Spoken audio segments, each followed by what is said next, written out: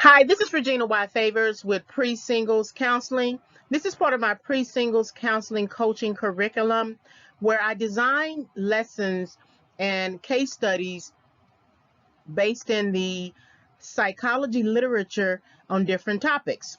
This Pre-Singles Counseling is targeted to three types of individuals. The first individual is a person who is interested in becoming single. That means that person is not necessarily interested in dating or entering the marriage market.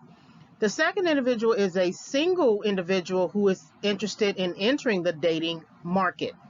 And then the last individual is a single dating individual who is interested in marriage. So take some time to listen to this lesson and or case study. Please leave a comment and I will reply. In addition, please consider subscribing to the channel. Hit the notification bell if you are interested in further topics. This is Pre-Singles Counseling, a Pre-Singles Counseling coaching curriculum. Thank you for visiting the channel. This lesson is subject to fair use, where I will comment, criticize, offer research, as well as teach and provide scholarship. By the end of this lesson, students will be able to do the following: list the three main reasons why a partner may see another partner as a 7/8, define investment model, summarize good versus poor alternatives, distinguish between the original investment model and the expanded investment model, and then define sex ratio hypothesis. Single women should be knowledgeable about how they are perceived in the mating market, both sex and marriage markets. Women for whom men rate as a 7/8 are often viewed as alternative mating partners, non-competitive, and likely rebounds. The investment model, as an extension of interdependence theory, theorizes how quality of alternatives, relationship satisfaction, and investment affect one's commitment to a romantic partner. Partners use cost-inflicting mate retention behaviors, such as jealousy, to maintain a relationship. Power in a relationship can be both enabling and disabling. The female 7/8 who is not in demand loses power to the high-value male partner.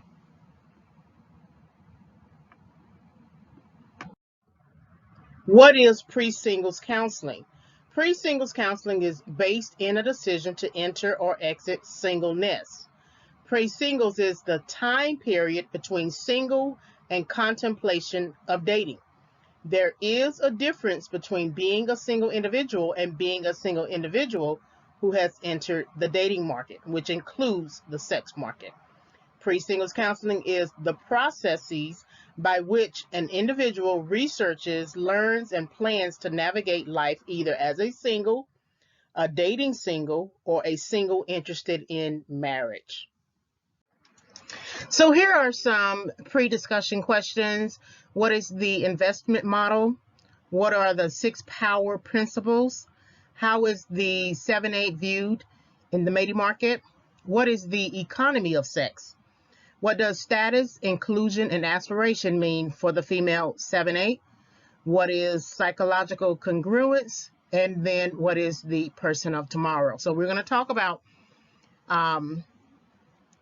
the investment model in particular, and then also the power principles to give you an idea of how relationships between a 7/8 and a 9/10 are often negotiated. Sometimes the 7/8 might decide to give an ultimatum to, say, a 9/10, not understanding that the 9/10 or the high value partner has more power in the relationship. So let's do keep these questions in mind. So here's a pre-lecture note, because this is a fairly lengthy lecture. You may have to pause, but the lecture is organized based upon the reasons. So under each reason, there is a full exploration of using psychology topics and theories, but they're not hard to understand. So the lecture is organized by offering 3 reasons why a partner may see you as a 7-8. You are an alternative, you are not competitive, and you may be a rebound. You may fall under one or more of these reasons if a partner sees you as a 7-8. So if I don't know if you remember the film with Denzel Washington, The Equalizer, in 2014, but I thought it was interesting when Denzel Washington's character Robert McCall was going against the Russian guy, and he visited him at the table at the restaurant, and they had their exchange, and I thought it was something interesting that he asked, and I didn't think about it until when I began thinking about this lecture, and then when I finished it. And so this slide here is actually a last edition because I had watched The Equalizer, and I thought that question that he posed, Teddy, the Russian guy, the antagonist, I thought it was very interesting. What do you see when you see me? And so Teddy is asking this question, when you look at me, what do you see? And then you see Denzel Washington's character, Robert McCall, chuckle a little bit, and he shifts in his seat. And then Teddy basically says, the answer's nothing. I have no feeling about you one way or the other. You're like lint or a bottle cap. You're just a thing to remove. And that's something that you want to think about, because those words seem to read and read kind of harsh, but there are some people who see you as nothing but a thing to remove. And you want to, if you are perceived as a 7-8, and you just may be perceived socially as a 7-8 because there are not that many 9s and 10s. But I wouldn't want to be in a relationship with someone who made it their point to make me feel like I'm less than either. And even if I might fall under a 7-8 due to physical attractiveness or not enough attractiveness for certain people, you still don't have the right to make me feel inadequate. You don't have the right to throw water on my mirror. If I'm going to have self-esteem issues, it is something that I'm going to have to worry about and think about and address. It is not up to you to tell me how I should change my hair, how I should change my dress, how I should lose weight. That's all for me to think about. And if you're not the type of person who is okay with my process, then it is definitely clear we don't have to be together. That is fine. It's okay to leave the relationship. I think sometimes when people see you as someone that they are not necessarily willing to marry, it's almost like they feel like they got to stay in a relationship out of some sort of honor or something, some pity or something. You don't have to pity anybody. If the person is not your type, the person is just simply not your type. What you don't need to do is hold on to them, keep them until the person that you really want comes back around. So when you think about this question, what do you see when you see me? I think social perception does matter, because a lot of times it affects how we navigate life. But the most important thing is always self-perception. So you cannot be the right fit for somebody else, but you are a fit for something or a fit for somebody. Just because you're not a fit for an ex does not mean you're not a fit for somebody else. So what do you see when you see me? I want you to consider that as we go through the lecture. So the first reason is you are an alternative. This is the investment model. We're going to go through both the original and the expanded. So if you are socially perceived as a 7-8, that means you may be perceived as an alternative, and the alternative is always to the 9 or 10. What does it mean to be an alternative? So an alternative is a person who is not the primary option. In dating, partners perceive alternatives as being outside of a core relationship. The current relationship is the core relationship. Quality of alternatives is predicated on the types of alternatives, and alternatives can be good or poor. And I want to go back to the core relationship. It doesn't matter what someone tells you about their ex. Doesn't matter what man tells you about their ex. Oh, we're separated. Oh, she didn't do this for me. Oh, she that. That is still considered the core relationship that they use as a base to contrast any type of relationship they have with you, whether it's a short-term mating strategy, like in the form of an affair, whether it is them choosing you as a rebound because of a breakup of the core relationship. Until they both sit down, the two members of the core relationship sit down and end the relationship as you would do in a divorce, that relationship is still ongoing. They're just mad at each other. They are having sex on the side. They're going to go back and forth, play games, things like that. And so no matter what, you will always be considered an alternative to a core relationship, despite whatever they say. Look at their actions. Their actions always tell you something. The person who says, I don't know why she's calling me, the man who says, I don't know why she's calling me, he knows why she's calling him. And a lot of times, some people, you may be able to give people the benefit of the doubt if they have kids together, but some of these relationships, people don't even have kids together. They're just calling. They don't want the person to be in a relationship with someone else. And so they're trying to, break up the new relationship. But the core relationship is still on until both parties decide to sit down, like grown people, sit down and have a true breakup discussion. Quality alternatives might include pursuit of a relationship or staying alone. Some people can be in a satisfying relationship without a commitment, and some can be in a committed relationship without relationship satisfaction. So the person is not necessarily cheating on the romantic partner, but there's no real relationship satisfaction between them. So in today's mating market, alternatives are deemed as extramarital affairs and multiple mating partners. And I always bring about this dating rotation is something that is so trending. And, really, dating rotations, I believe, have their root in the harems, the concubines that are in the Bible. It's not like it's a new concept. We're just calling it a dating rotation because the women are rotated, but they were rotated also, in the Old Testament. So something about that term today, how that those historical activities are just coming back around, and we all know there's nothing new under the sun. The new mistress has become the side chick or the side dude, and both men and women in long-term partners and or married are willing to entertain additional members to their core relationship in the case of sister wives and girlfriends. And these are what you're called basically open marriages. And to me, there's no such thing as an open marriage.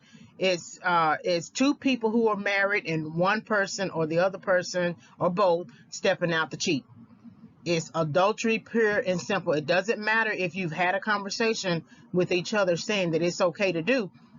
If you decided to divorce, the lawyer, the judge is going to deem you married in order for you to get a divorce. So all this legal separation and we're not together and we're married but we're open, all of that stuff is just activity.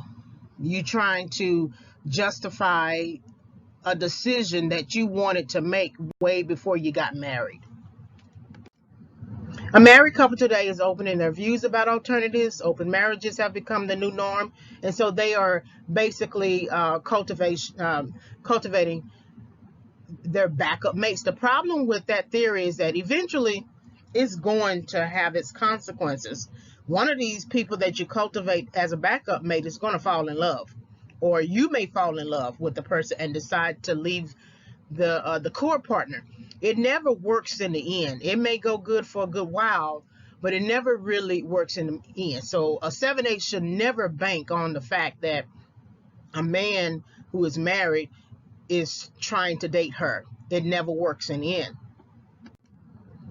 Good versus poor alternatives. So when people feel that they have good alternatives, they are often less committed in their relationship. So if they feel like they have options, people, that's the worst thing that you can have as a man who feels like he always has to update his options. So as long as he feels like he has options, he's going to be less committed. When they feel that they have poor alternatives, there is more commitment. Maybe the man has a nine or 10, and it doesn't make any sense to leave one 9, 10 for another, unless that other 9, 10 is higher than the current 9 or 10. It just doesn't make any sense. He already has his trophy wife. So the poor alternatives could be a 9 or 10 with physical attractiveness, but not have enough of a world view, right? I do believe on some level that men, even wealthy men, still, they may not necessarily always like ambitious women, but I believe they want to be able to converse.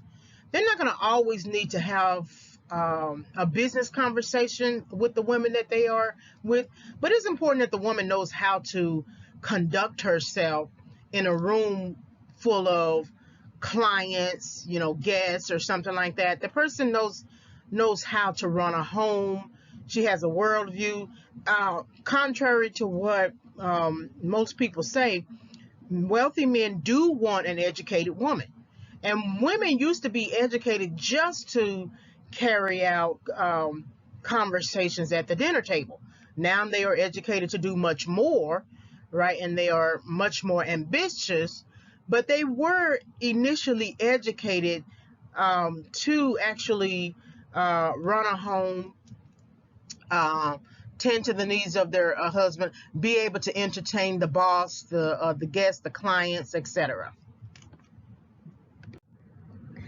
A woman might stay in an abusive relationship because she believes she has poor alternatives.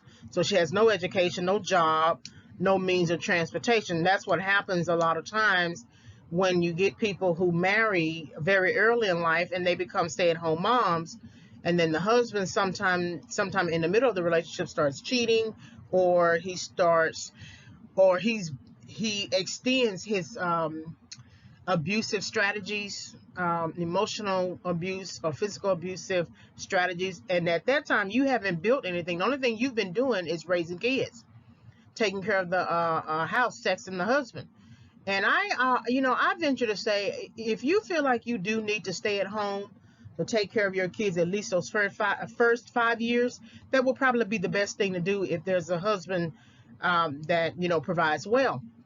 But I would not encourage women or anyone today, men and women, to not have a job. Today, the way things are going, the way jobs are only hiring people part-time because they don't want to pay health insurance. Now we are in a pandemic, and who knows how long the pandemic is going to go on. It's just not a good idea to not have something that you can leverage. So sure, some people say everybody doesn't need college, but you do need knowledge to leverage. So even if you got just a community college degree, associates, or just a university degree at the bachelor's level, if something happened to your husband or if something happened to your wife, you have something to leverage.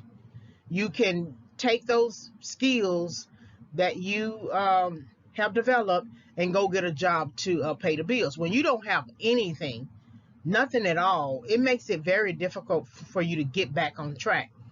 This woman might assume that staying in an abusive relationship is a better alternative than being poor. And usually, if you're leaving an abusive relationship and you have no money, no skills, no job, or anything like that, you are usually headed to a women's shelter where you most likely have to share a room, do chores, seek a job, put your kids in the nursery. And if you have been accustomed to a lifestyle living in a certain neighborhood, um, having all your needs met, you will likely have a mother tell you, um, and that mother comes from a certain time, a certain generation. Well, he's not hitting you every day, is he? He's not hitting you every day, is he?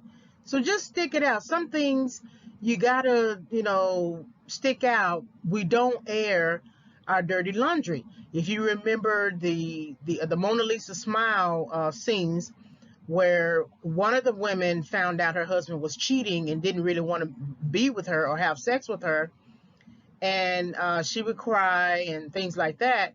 And the mother, instead of encouraging her to leave, and mothers did not encourage their daughters to leave during that time, but uh, we can think like that now in 2020. But instead of doing that, she said, she basically have to stay. Her home is with her husband, and some women have to put up with certain things to have a comfortable, easy life. And I'm kind of paraphrasing, but I'm not too far off.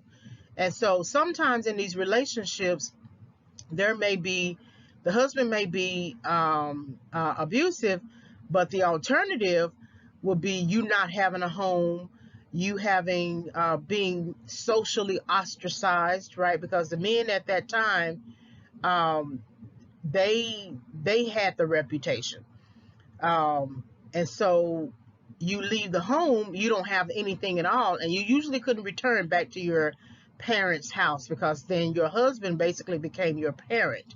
So sometimes we might criticize women in abusive relationships and ask why they don't leave.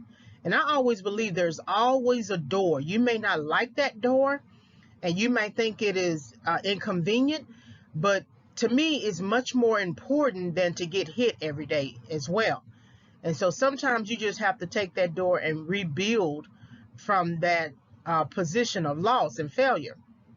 But oftentimes a woman might stay in a relationship, an abusive relationship, emotionally or physical or financial, simply because she doesn't have another alternative. And that's why you want to always plan. The one thing I liked about Julia Roberts when she was in that film Sleeping with the Enemy, we didn't know at the beginning of the film that the little library job that she was doing, she was actually an employee earning. She made it seem like to her husband that she was, volunteering, but she was actually working, and she was earning a paycheck, and then on the side she was learning how to swim. And so sometimes that's the door. She still got hit. She still had to stay for a certain amount of time until she could plan her exit. But that was the door. She started saving money because he assumed in his vanity that she didn't need any money because he held all the money, and the only money that she could ever have is based upon him. But he had no idea that she was actually an employee of the library saving money. And so, and that's where you see her have all that money in her bag, and she had already packed a bag, had it already ready. And I don't know when she, packed that bag, but regardless, she had something ready. So when the time came, she could exit, and that going out on the boat was the best time, because then she could fake her death. And so that's what I mean in terms of a door. There's always a door. Now, there can be a time where you wait too long and it could be your death. Um, and we hate to see that, but that happens as well. So it's either a door to life or a door to death.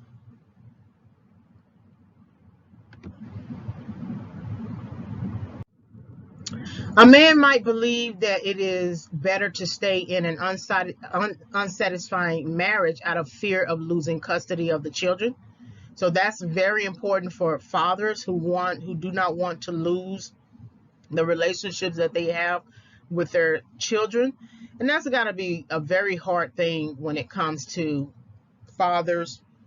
I understand that mothers tend to get the brunt of most of the responsibility. But when you do have a father who is interested in being a father, and he hasn't done anything to you in terms of, physical abuse, it's important to consider that. You know, some people will leave the marriage because it's just much more convenient to just leave and be single and, I don't know, get an alimony check or something like that. And some men will leave the relationship thinking that the grass is greener on the other side, and so they will date someone, right? And then maybe the kids are withheld in terms of custody. Regardless, a man who doesn't want another man to raise his kids will do all that he can, even remain in an unsatisfying marriage, just to not lose his children. Now, I don't know what unsatisfying marriage means in this context. It could be that the one of the partners is just not doing what he or she is supposed to do. It could be unsatisfying in terms of sex. It could be unsatisfying in terms of one partner cheating. I don't know. Unsatisfying marriage is very subjective and it is relative. The most important thing is, though, that this husband or this man or this father understands that the alternative would be another man moving into his house and raising his kids, and that is something that he is not interested in doing or having done to his life. People reported being much more likely to leave their spouses when they had appealing alternatives. So that means if he's willing to stay in the unsatisfying marriage out of fear, then that means he doesn't really have more appealing alternatives, and that possibly means that he doesn't have as much power as he thinks he has. Because if the appealing alternative was higher in value and came with economic resources, he would likely leave, because then the person who is higher value tends to have a network of contacts. They have a judge, they have attorneys, etc. And then of course they have the financial resources. And some people do things strictly out of ego. They have the financial resources to be ego driven in this regard. So that lets you know that he doesn't have appealing alternatives, because if he did, he would have left a long time ago and then fought for custody of the children. Thus, a current partner's mate value will determine if he or she is an alternative in an existing relationship, whether long-term dating, long-term coupling, or marriage. Mate value predicts mate retention. I use this paraphrase all the time, this reference all the time. Mate value predicts mate retention. So there must be something in the previous partner for the unsatisfied marital partner to stay. So he's staying out of fear of losing custody of the children, but there's still something in the mate value of that mother, because he's willing to stay in an unsatisfying marriage. He's willing to retain the partner. Now, he might stay all the way up until the time the child or the children reach adult age, or college age, or something like that. But there must be something in the mate value of the mother to stay in that marriage as well.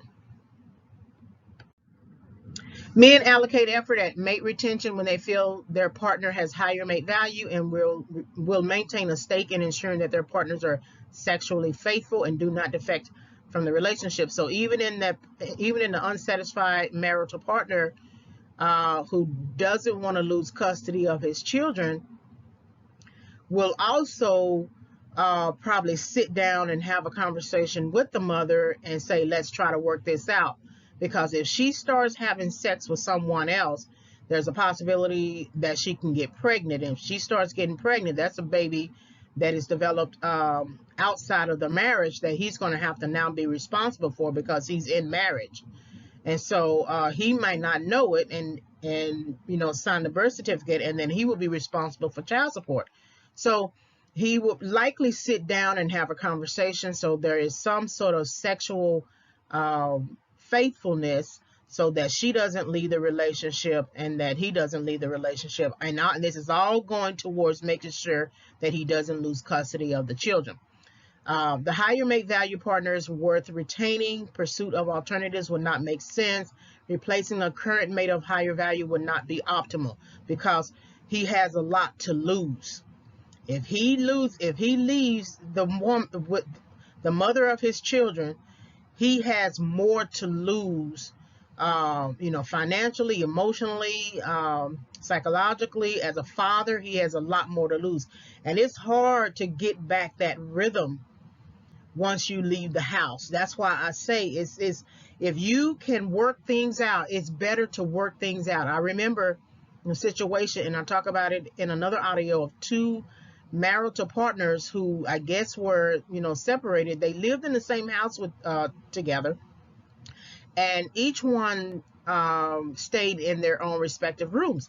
And I guess they were getting a divorce or something like that. And it was something about that situation that hit me, that I thought to say to her, and because it just seemed strange. I said, well, as long as you two are still in the house together, there's hope. And she kept giving me different arguments. Well, no, because he's going to get married. And they were equally dating as well. I don't know if they brought the dates to the house, which I would think would be stupid and very dangerous. But they were dating, individually, other partners as well, while still married and living in the house. And I said to her, I don't know, I guess it came from my heart or soul. I don't know where it came from, but of course it came from the Lord. If y'all are still in the house together, then there's hope. Because once he leaves, or once you leave, and it's usually the man who leaves, once he leaves, there's no hope after that. There's no guarantee that he will return to the house, because, I'm kind of like this. Once I leave the house, here it is. I got all my stuff, my bag, my purse, my books, things like that. Once I leave the house, and I'm standing at the bus stop, and I remember something that I should have taken with me or wanted to take with me, I don't feel like going back in, because I already took all that time to get myself dressed and get all my stuff out, close the door behind me, walk to the bus stop, and now I got to run back, unless it's something that I just gotta have. If I don't have to have it, I'm just done. I'm already at the bus stop. Here comes the bus. I'm getting on the bus and going to work. The same could be said of people who leave the house once they are done with the marriage. Once they have done all they can in working things out and trying to appeal to your, sensitivities, and you still don't want to compromise and try to come together. Once I'm out, I'm out. And that's what I feel like in some cases, that people don't understand the time that they have. Because if you're waiting too long like that, you think you have all the alternatives in the world, when in actuality, you may not have even one. When a relationship is unsatisfying, then by default, the relationship partner is perceived as unsatisfying. When a partner views his or her partner as unsatisfying, this feeling prompts the desire for mate switch. Mate switching is the act of leaving one mating relationship to enter another. So, again, an unsatisfying relationship is very subjective and relative. You can have a woman who is just so entitled and vain that if you don't take her out at least Friday nights or something like that, she's leaving. If you don't give her everything she wants, she's leaving. I don't know if you are familiar with the 90-Day Fiance franchise, and some of the women who are coming from overseas. And here it is. The man has put together a home for the woman as best he is capable. And a lot of times these men have houses, have apartments, they have furnished them. They have done a whole lot more than you would expect a man to do. And the women come over here and they look down on the house, and it doesn't have the kind of furniture that they think it should have. And they always want to go and shop for the most expensive couch or a chair or something like that. For them, they are unsatisfied. Even though the person who wants you to come from overseas to marry, they're sponsoring everything. They have to pay for the visa, they have to pay for all of the travel costs, they have to pay, they are responsible for you for 10 years, right? After you marry, they have to pay for all that process, and you're mad that the couch that they have is not the best $10,000 couch you think it should be. And so that's why I say, when someone finds a relationship unsatisfying, that could mean a number of things for people. The only time I will find a relationship unsatisfying is if the person is cheating. Now, I'm not saying I want to marry a drug addict. I'm not saying I want to marry an alcoholic. I'm not saying I want to marry a womanizer, a gigolo. I'm not saying that either. But cheating is a deal breaker. And it is something that my head just cannot wrap around you cheating, because it takes a lot to cheat. It takes a lot of forethought, a lot of planning, a lot of thinking, a lot of mulling over the potential in your head before you actually cheat. You don't just slip and have sex with somebody.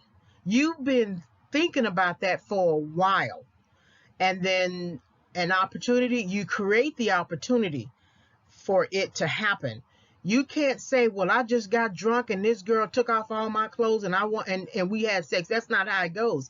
You actually were thinking about that for a while, because if you did not want something like that to happen, you would make sure that it did not happen. Especially when there's a difference between a 9 and 10 and a 7 and 8. It's always obvious you don't want to slip with a 7 and 8. You would rather slip with a 9 or 10. So if that's the case, and since that is the case, you have been wanting to sleep with that 9 or 10 for a while. You just didn't have opportunity. But you would turn down the 7 or 8 because, or the 5 or 6 or anything below, because who is she to try to want to sleep with me? That's how we think in terms of our pride. And so just all of a sudden, out of nowhere, you just sleep with somebody. No, that takes a lot of forethought and thinking and wondering and talking about it with one of your friends, and thinking about if you can get away with it. I mean, my wife, she's out of town.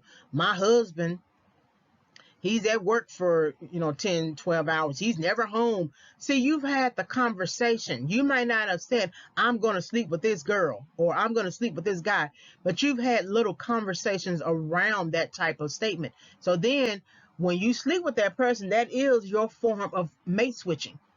You may call it a mistake or you might call it an accident, but that actually really is your form of mate switching, leaving one mating relationship to enter another. And you don't have to physically leave the relationship.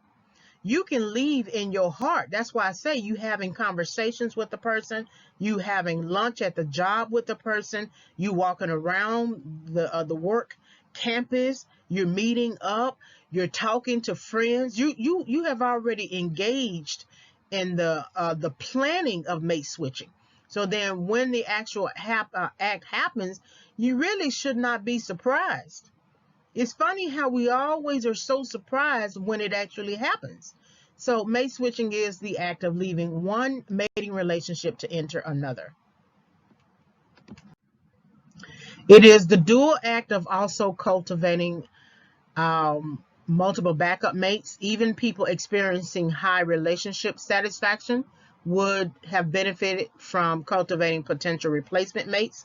Backup mates are included in the quality of alternatives dynamic. So, if you're going to cultivate a backup mate, you're going to make sure that it is the type of backup mate that's going to make you look good. How many times do you see these wealthy men leave a core partner and go cultivate a backup mate and actually be with the affair partner? And you look at the affair partner and you think to yourself, I'm like, he should have just stayed with his wife.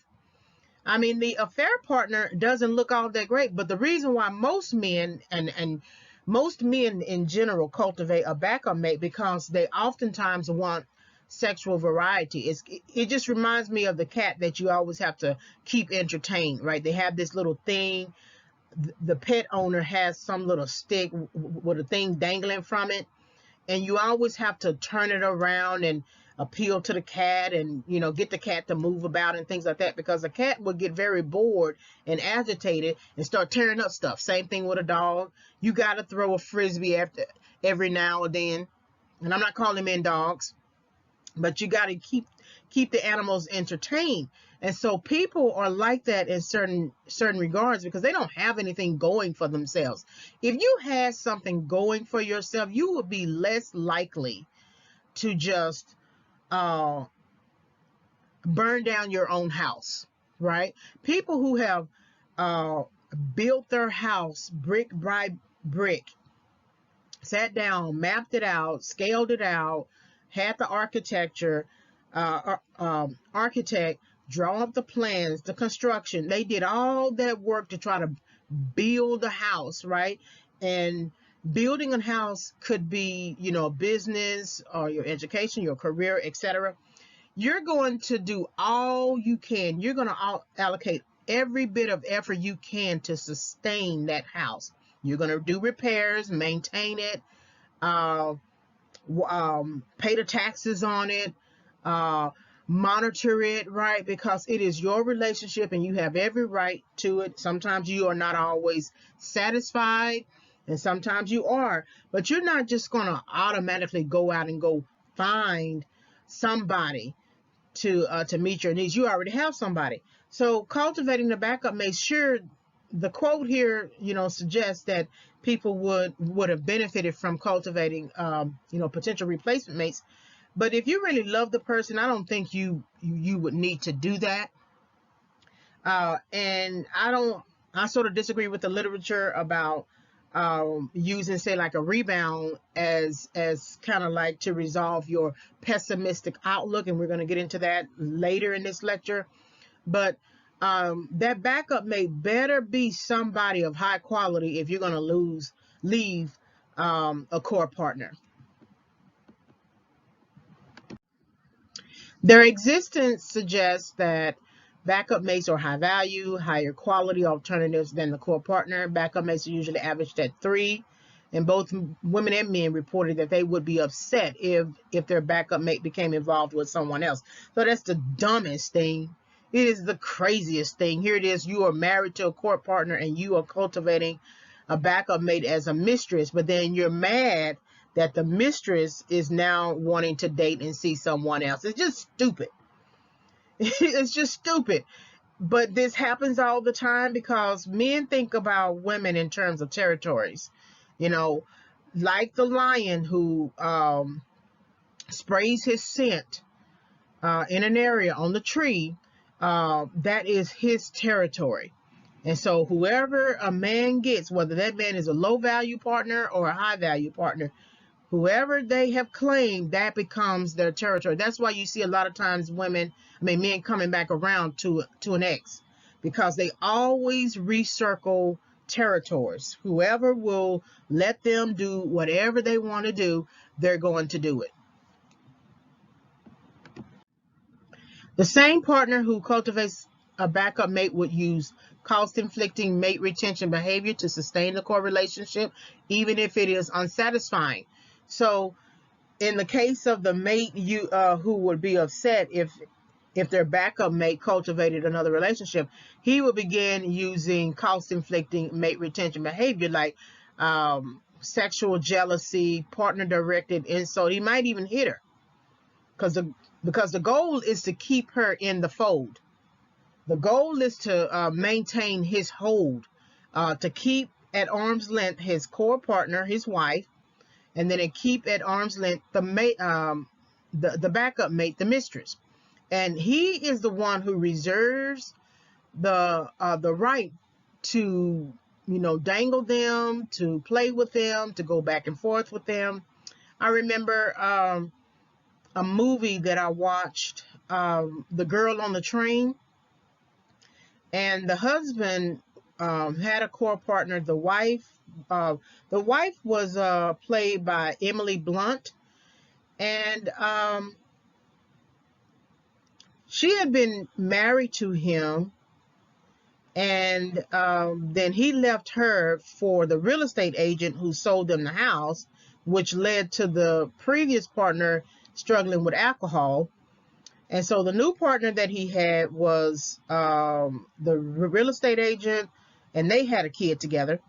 And so then they hired a nanny who was a older, younger woman, real pretty, and she was in the movie in the first Equalizer, real pretty. And so he was having sex with the nanny, and when she confronted him just before he killed the nanny, when the nanny confronted him about why did you bring me there to keep your children and to keep your child like that, and the husband said, well, I just thought it would be entertaining, to have my wife and my mistress all in the same house. And so you have these types of partners, men like this, and not all men, but men, you have certain types of men who will sort of play this type of game. The cause inflicting eventually led to her death because he killed her out there in the woods. But the cause inflicting prior to that was the fact that he was never going to leave the wife. He had already lost one wife, in divorcing her, and then the one that he was with the child, he wasn't going to leave that wife. And so the cause inflicting to the nanny slash mistress was to keep her dangling. They would have sex with each other in the woods. She struggled with that idea because she was already married herself, and she was going to the therapist to talk about these issues, and then she found herself almost wanting to have sex with the therapist. So she was going through her own issues just as much, but the cause inflicting during that time was this thing that men say when they are cultivating affairs. Well, just wait, I'm going to leave my wife, just wait, just hold on, I love you, right? They're trying to keep that relationship going, and the cause inflicting had its process, because then the process led to her death when she got pregnant and threatened to tell the wife, and he couldn't let her mess up his world like that. So cause inflicting does have its disadvantages that could also lead to destruction. Cause inflicting mate retention behaviors might include limiting a partner's social contacts by monopolizing the partner's time, decreasing the self-esteem of the partner, and reducing the partner's social support system. So these are your examples of mate retention behavior in terms of cause inflicting, because the man in that film did monopolize the mistress' time, which led to her decreasing in self-esteem, and then basically she ended up struggling with her husband, and then ended up dead essentially.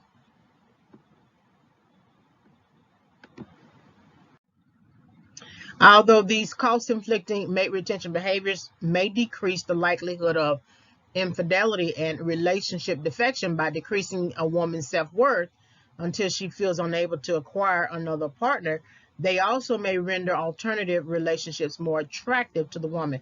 So,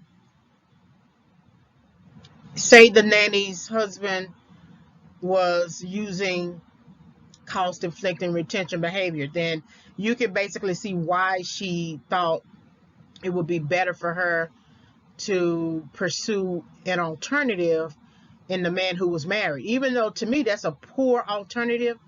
But she thought that being with her husband, who was not cheating on her, that she thought that was a poor alternative, and that the husband of another woman was a better alternative. So it gets strange. That's why you have to do your own self-reflection, improvement work, because there are so many types of philosophies that you will follow thinking that you are on the right track. How is it that you're going to believe that your husband is not a great alternative, but the wife but the husband of another wife is a better alternative. A male partner who uses cost-inflicting mate retention tactics may end up pushing the female partner away. She might pursue an alternative mate if she considers herself higher value. Alternative mates who are also higher in mate value can afford to be more selective in mate choice and will be difficult to attract. So maybe the woman, the mistress, the fact that she had a husband and that her boss technically was after her, maybe she considered herself as high value. You know, she considered her, she leveraged her thinness, her beauty, her physical attractiveness, her ability to take care of somebody else's child. She leveraged all that in the belief that if the husband ever asked her to leave her husband, she would. So the only reason why she stayed in their relationship, I believe, is because the husband that she was having sex with never asked her to leave her own husband. So there's this, balancing that you do. I got this husband over here. He's providing a home for me, but sometimes we get into it with each other. Then I got this man over here who is a husband to somebody else, and he's cheating on his wife, and I'm taking care of the kid. I'm basically living in the house, and he's having sex with me. Which one do you choose? You choose your husband. You choose your own husband. If you don't want to be with your husband anymore because you believe he doesn't treat you right, then you leave, period.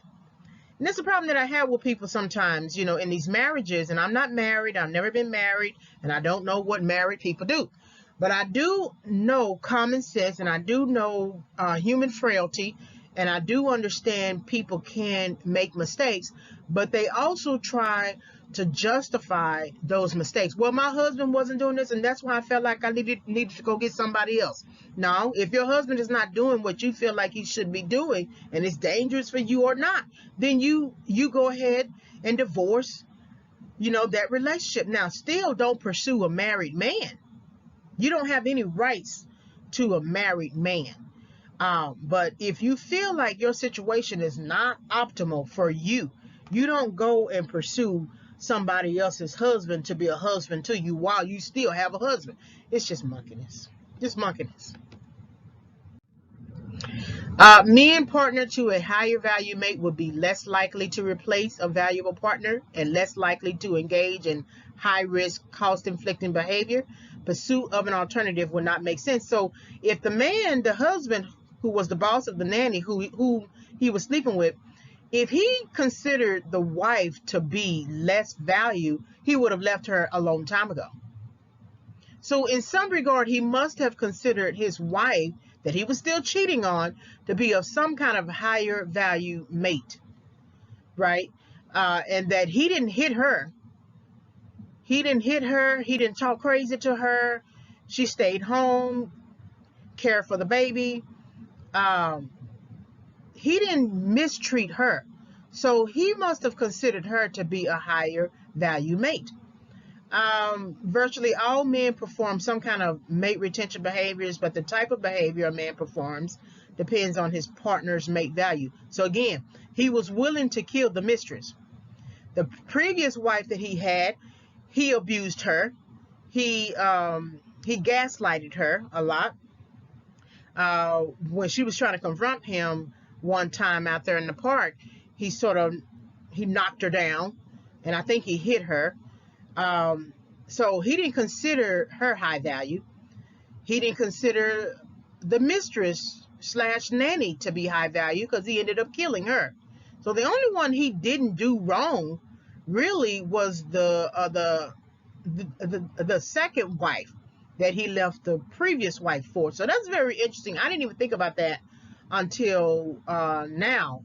So he was willing. So his cost-inflicting mate retention was really in trying to get rid of the previous wife, the first wife, and then kill the nanny because he wanted to allocate every effort that he could muster to the wife that he now had with the child. Very interesting. So how is a 7-8 perceived in the context of quality of alternatives? If a partner perceives his or her mate as a 7-8, it is likely that the partner will use cost-inflicting mate retention behavior to maintain the core relationship, mate switching and cultivation of backup mates, and then preventing of the backup mates from pursuing other alternatives. So he may not necessarily hit the member of the core relationship, but he'll use cost-inflicting retention behavior to maintain a 7-8 relationship, because somehow in him sneaking out and having sex with somebody else, it gives his life meaning. So then he can then come back to the core relationship and be a good husband. It's this crazy, ideology that people adopt. And all that is just for them to be able to justify their cheating, right? If I go out and have sex with somebody else, then I feel like I could be a good husband to you. What sense does that make? It doesn't make any sense. If you don't feel like you have sexual, variety with your wife, maybe cook some dinner. There's a lot that men don't understand about women, that there's a lot that we will give you and give of ourselves if we are validated. If you validate us, if all I'm doing is cooking your meals, cleaning you, sexing you and all that kind of stuff, that's all I'm supposed to do for you. You come home as a man, a husband, and you cook a meal, and you put a candle on the table, and then you dance with your wife, there's nothing that she wouldn't do for you. But if she's doing everything, she's basically in relationship with herself. So then there's, again, the cultivation of backup mates, and then the preventing of backup mates from pursuing other alternatives. So the man who has a 7-8 on the side is going to always do his best to keep that relationship, even if he doesn't deem that person as high value. It's a place that he can go to dump. Let me say that again. It is a place that he can go to dump and release, and to release into the woman. And it is him releasing all of his frustrations with life, with himself, with all of the other, backup partners that he might have, with his wife, with his own insecurities. But he can come to the apartment of a 7-8 and just dump and release. All right, so now that we understand the issues with good and poor alternatives, the need for validation, the preservation of the core relationship, cultivation of backup mates, let's look at the investment model. So it is at this point where the investment model is significant in understanding why partners pursue investment into alternatives instead of investment into the core relationship. The investment model is an extension of interdependence theory. Interdependence theory is the framework for examining goals and investigating their impact on well-being. So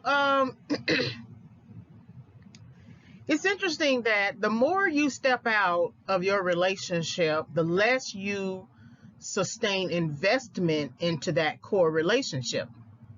You're taking all of your finances outside of the core relationship to pay for a backup mate, to pay for an affair, to financially fund that activity. It's almost like it's interesting. It just came to me. It is almost like you taking out a percentage of your income to fund a business. Like the backup mate that you are cultivating is going to require money, right? It's going to require funding.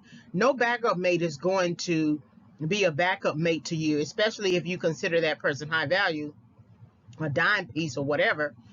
You're going to have to buy her things. You're going to have to keep her comfortable, have her in a penthouse or something, apartment, give her a bank account, give her money, and then, of course, fund her lifestyle. And that's a business.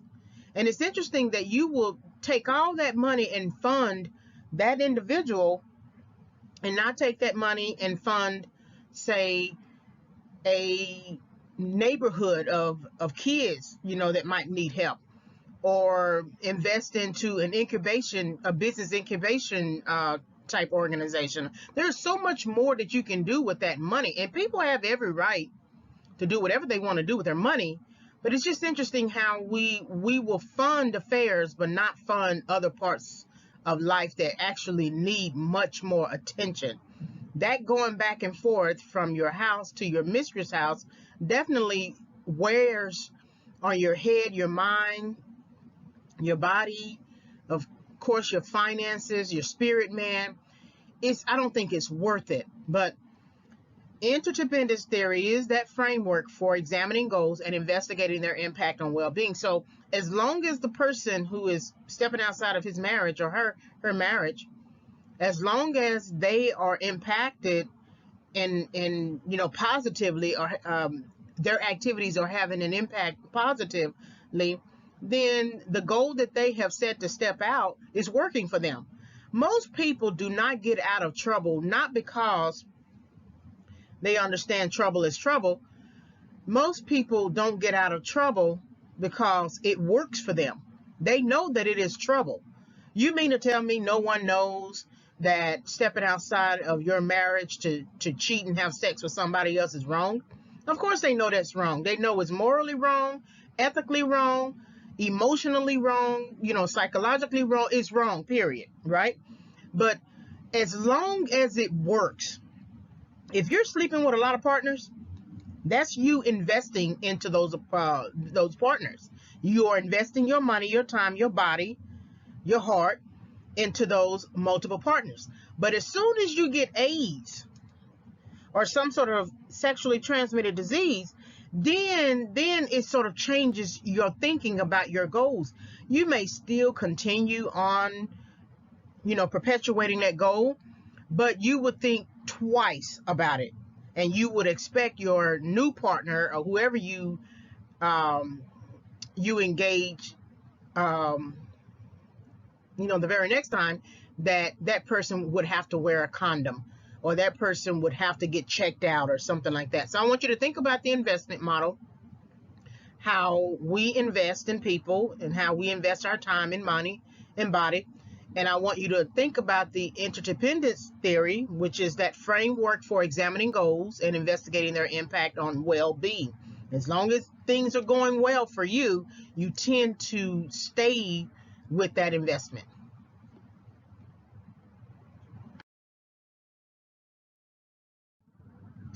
The investment model theorizes how quality of alternatives, relational satisfaction, and investment size affects commitment.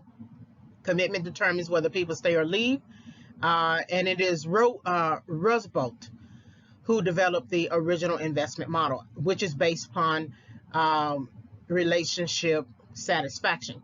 So you usually, how much you invest in a relationship will determine the quality of that alternative, the relational satisfaction you expect to receive, and then the investment side. So right now I'm not, discussing cheating for a minute, right? Let's take that off the table. Just you picking one person and marrying that other, marrying a person, that means that you had a choice before you, and that one person, they were both honestly alternatives if you think about it, because they were both in competition even if they didn't know each other. You were reading both of them as a man to determine which one is going to work out long term. And so the one that you chose is based upon a higher quality, versus, I say higher quality of alternative versus the other quality of alternative. And then you felt that you can get more relational satisfaction out of that individual. So it depends. Like I said, relational satisfaction, or having a satisfying relationship, is really dependent upon the person. You determine what makes you happy. Now, I think in certain cases you can be unreasonable, like I noted about the 90 Day Fiance. you can be unreasonable. Here it is, you're coming to live in another country, and you are expecting your man to be, a big baller, somebody who can pay for $10,000 couches. That doesn't work like that. That person is a working man. He's not going to be able to, pay that kind of money. And then investment size. So how much you are willing to invest. I've kind of noticed sometimes with men, they will give the woman that they're married to some little house. Now, I think you should be thankful for the house, because you never dated him just for his money. But it is interesting, though, that he will give that woman a small house, but then the mistress a huge house. Once he divorces the core partner, he'll give the mistress, the person who was the mistress, house, money, cars, everything. So, I don't know if that's a really true investment, if that is a true high quality, high value partner, but I believe they do have, blinders on. So, commitment, if a person can so easily leave like that, that means that they were never really committed to stay. Some people, I'm just now really understanding this. I've never been married, but I've been watching some YouTube videos, and I've been just reading the psychology literature, and I just didn't really know that people, created starter wives, or, the come up woman or something like that. I didn't know that actually existed. It wasn't until, a few people on YouTube pointed out that one person that celebrity married was like a come up woman. And then once he came up, he got him a new, fancier type of wife. And, I'm gonna develop one of my little 5-minute talks. And what I'm going to do for one of the audios is, you can't do bad to get to better. Something like that. You can't do bad to get to better. You can't treat people, one person, horrifically like that, leave them, abandon them, and then expect things to go better for you. Because the person that you were hanging out with the first time, they were with you when you were poor. You didn't have anything. They worked 1 or 2 jobs to try to help you, right, to become something. And then you turn around and abandon that person because they don't look like the ideal partner for that level. And then you marry someone else. Well, there's no guarantee that person is going to stay. Think about Tyler Perry's Medea's family reunion, I think. And I think her name is Elise Neal, the main character, whose husband kicked her out of the house, dragged her out of the house. And then he brought in his mistress because he felt like the way she looked was a lot better as he rose up the ranks. Well, when he got shot in the courthouse, that mistress wasn't around. Nowhere around. He was in a hospital in a coma, or just unconscious or something like that. She was nowhere. She came to the hospital just once, and then she actually wanted to unplug him, because remember, he gave her access to his accounts, everything. So he was, unconscious for a while. And then by the time his previous wife, who was still married to him, came, visited the house, that mistress had cleared out the house, literally, literally cleared out the house. She had taken all his money from the bank account. So you might think that you are leaving, you might think that the current partner is a poor alternative to this new partner, you're cultivating a mate, but wait till you get sick. You will know for certain if that person really wants to be with you or love you and take care of you if you get sick.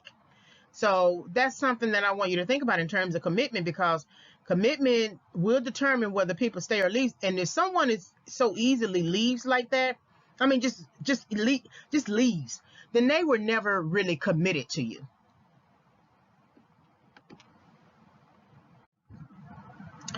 So Roosevelt and 2 other scholars later developed the expanded investment model. Okay, and remember that the original investment model is based upon relationship satisfaction, whether you are happy in your relationship. The expanded investment model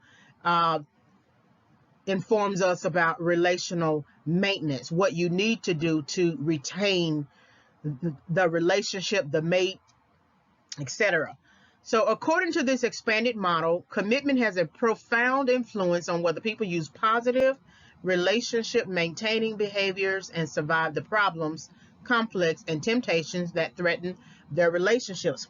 You know, I don't understand why people do not have a made up mind about a relationship that they are engaging in, especially when it comes to marriage. I just don't understand why people have to move about all the time. They have to go from, relationship to relationship. If you are in, dating mode, right, that might be different. If you are in something that's kind of new, there's no guarantee it's going to make the final cut. That is different. But once you marry, I don't understand why people feel like they have to have one step outside of the marital context. Why? So I understand that we are not always great emotional regulators, and that we have been socialized and nurtured in our family environments and school systems to sort of walk away from problems. I understand it looks like we are taught how to solve problems, but that's academically. But we struggle with solving just relational problems. If we have a friend who doesn't like us or something like that, we don't know how to go and try to work that out, right? Now, sometimes it may be, a good idea to let that friendship go, but we're mad at each other. We don't speak to each other. We are estranged from each other, and we don't seem to know how to work that out. Animals do a better job of working out their issues. They set, better boundaries, etc. Humans are just strange, strange people, that they don't know how to maintain relationships. They don't know how to survive the problems in a relationship. They don't know how to resolve conflicts. They're always tempted to leave the relationship. So do you really want to be in the relationship at all? Or is it just a gap filler? Like I said, if you so easily leave a relationship, that means you were never really committed to the relationship. It was just a time filler. It was something that you were doing until the real thing you wanted to do came around. So pay attention to the difference. Remember the difference between the original investment model, which is about relationship satisfaction. And I noted in earlier slides that how satisfied you are with a relationship is very subjective and relative. And then the expanded model is about relational maintenance, that there is the expectation that whatever we are struggling with right now, we're going to get beyond that hump and work it out and continue and perpetuate the relationship basically until death do us part. Under the original investment model, relational satisfaction is based on choices and behaviors that partners make in a relationship. The author suggested under the expanded model that partners make investments into the relationship, which are resources attached to the relationship and lose value if lost. So the more you invest, the more you feel like you would lose. That's why I feel like some people stay in very emotionally abusive relationships or relationships where the partner is cheating, because you put in all that time, you put in all those resources, you put in all your mind and your body and your finances, and now you got to give it up. But the thing is that you are commitment driven. The other person is not. And so then how long are you going to stay in that relationship? Because some things can affect you so negatively. Some relationships can affect you so negatively that it affects your mind.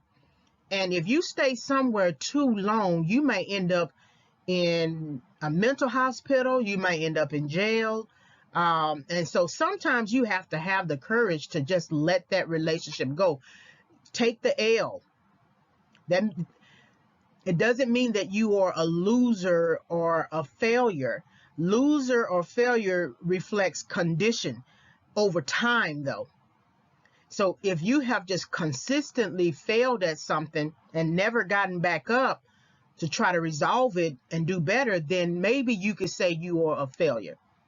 If you consistently build something to tear it down, then maybe yes, you could say you are a loser, because every time you build something up, you tear it down, and it's on purpose, or is maybe unconscious, right? Because you can't understand why you are winning.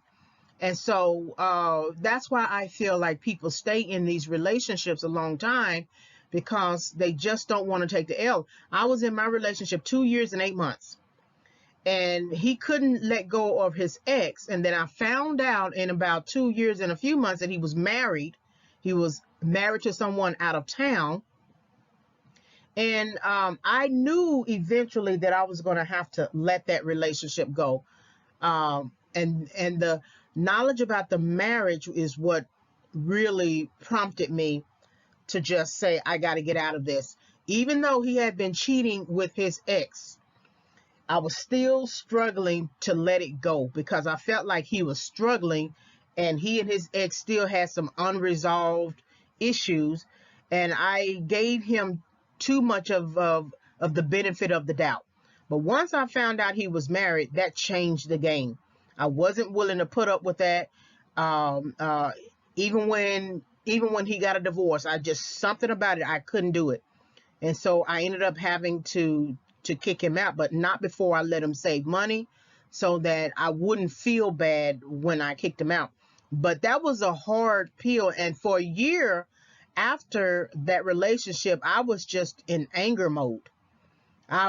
So I didn't really have any true reflection. I started writing on this topic of rebound relationships, and that's what sort of put forth the book and the audios and everything that I've been trying to put together.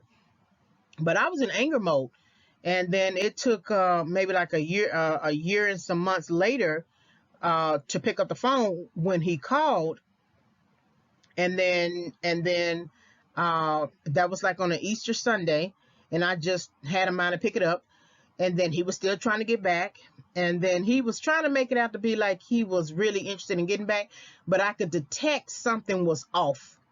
And something in me just told me, no, he's not serious. He's with somebody else, and he's probably trying to get me to have sex with him or something like that. I'm not going back in. And so I stopped talking to him, and I didn't even talk to him long. It was probably once every week for a month, and I don't even think it was that. And so I began to change my telephone number. I changed anything where he could get access to me. I changed all, social media accounts. I blocked him on email and everything. And so that's been now 4 years going on 5. So I'm very happy about that, but I can understand, I don't judge. I can understand why they take so long to get out of toxic relationships, because of investment. You spend all that time investing, and now you got to, take a L on your investment. So that's something that I want you to think about as you reflect on your own relationships.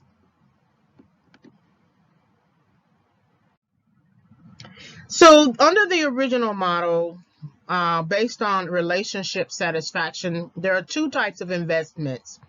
There's intrinsic investment, and then there's extrinsic investment. And if you are familiar with intrinsic versus extrinsic, you probably understand also motivation, intrinsic motivation, extrinsic motivation. And it's usually tied to learning. So intrinsic, we want to know it because we need to know it, right? We need to learn it. Extrinsic, we are motivated by performance and how we look, like we like to look smart. But intrinsic, we want to actually be smart.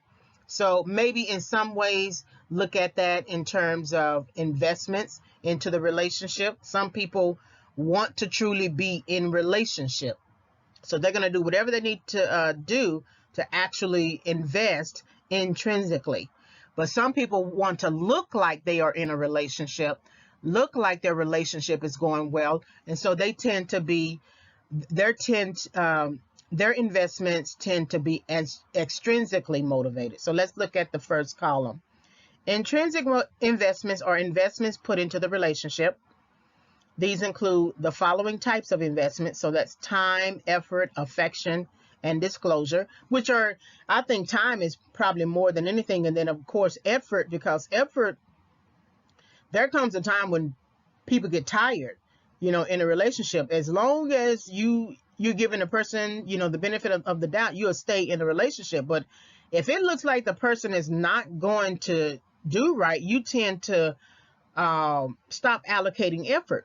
Affection can come and go. You can be happy or not happy with your partner. Disclosure is important too. You're not married. You're not, harboring old feelings for an ex. If you have an STD, you need to disclose that, things like that. So extrinsic investments are resources and benefits that are developed over time as a result of being in the relationship. So time is a factor.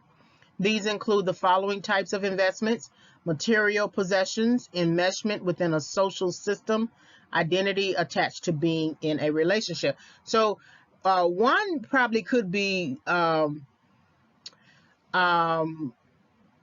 more time, and the other could be based upon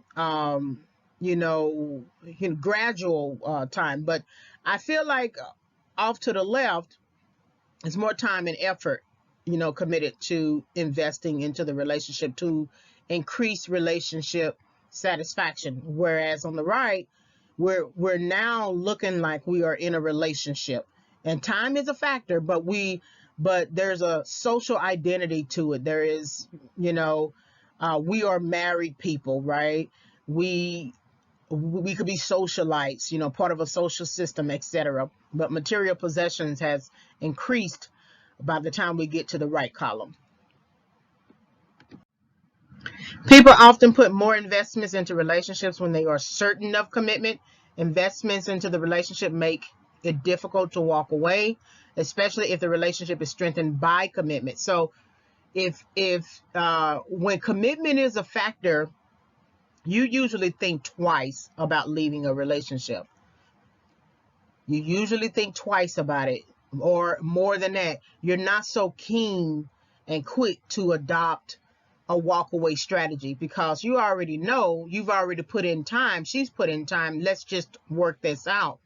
You never want a partner to begin committing to whether it's an ex or a new partner, backup mate or something, because once a person starts the goal of commitment, it's hard to break that goal. If the person is just leaving to go and have sex and then come back to the house, I know you're mad, but it may be better to take them back into the house, because once they spend too much time into that other relationship, it moves the relationship into a commitment stage. See, you can invest in anything and not really care about it. You are the one who attaches, value to it, whether it's worthy or not. People buy cars and people buy all types of stuff, material possessions all the time, but doesn't necessarily mean they hold a lot of value for it. Sometimes it's just accumulation. It's keeping up with the Joneses. It is expectation that you will buy a Bentley. After all, you are a billionaire, and so it is the expectation that you will buy a house in Southampton, right? Because you have status like that. But that doesn't necessarily mean that you hold a lot of value. Sometimes people have many houses, but they only really hold value to one that they call the main house. And so as long as they continue to have that main house is working for them, they don't really have a lot of commitment to the other houses. The other houses they can stay in, they can not stay in, they can leave. They probably don't even visit often. But once they start begin committing to that house, and I'm not saying hiring an interior designer to furnish it, but they begin to furnish it. They begin to buy objects and put them in places and set up a home for themselves. That's when it gets very difficult for them to walk away, because if you think about interdependence theory, it's about that goal framework to see if it basically impacts well-being. And so if commitment into that new house becomes a regular thing, uh, furnishing it, putting food in it, sleeping at it, more than just once a summer, then you're going to have an issue on your hands, because the person is spending more time in one place over the core place, and attach relationships to it. If the person is decorating the new house and feeling like home, whenever they are with the new person or the backup mate, they're going to feel home with that person, and it's going to feel like every time they go back to their core, it's going to feel like a problem. It's going to feel like frustration, anger, contempt, etc. So commitment, I think, is very, very important. I didn't really think about that until reaching this slide. If two people do end a highly invested relationship, they probably will feel that all the time and effort they put into their relationship was a waste. They also might feel that they now have to start over, find someone new, and make adjustments to their identity and social image. The challenges associated with investing into a new relationship might prevent commitment to a future partner. So it depends on the partner, of course, but the more you lose from a previous relationship because of your own contribution, the less you might feel committed to the new partner. Unless you were doing one of those things where you were cultivating the backup mate and the wife didn't know the whole time, and you've been spending time with the backup mate for years, so you have established that, and it's so grounded that if the wife decided to kick you out for good and divorce you, you know for certain that you have a relationship that you can pull at. And because you haven't had any scandals during that year or two with the new partner, your social image is intact. Of course, when we find out that you have been cheating and the wife decides to divorce you, it seems like to the society, that she's the bitter one.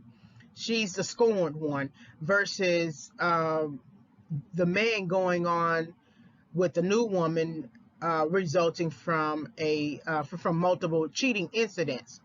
So that's why I feel like most partners do not always leave the relationship initially, because it takes so much time to invest again into a new relationship and to develop commitment again into a new relationship. And commitment is important. Relationship satisfaction, quality of alternatives, and investment size all work towards ensuring commitment. Relationship satisfaction and commitment are related, but they are different. So there are times that you can feel satisfied in your relationship but have no real commitment. And that is really, really, really interesting to think about, that there are times that you can be sexually satisfied with a relationship. You can have all the investments. You can allocate every effort to mate retention, but somehow commitment is lacking.